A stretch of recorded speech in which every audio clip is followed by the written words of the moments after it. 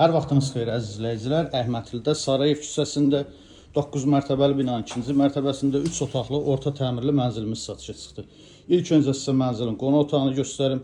Mənzil orta təmirlidir, girib yaşamaq olar. Orta blokda yerləşir, yelçəkən mənzildir. Otaqların döşəməsi laminatdır, istilik sistemi, kombi sistemi. Dəhlizi, giriş qapısının sağ və sol tərəflərində dəhliz mebeli yığılıb. Mənzilin birinci yataq otağı, İkinci yataq otağı. Otaqların ölçüləri də normaldır. Rahatçılıqla yataq mebellərini yerləşdirmək olar.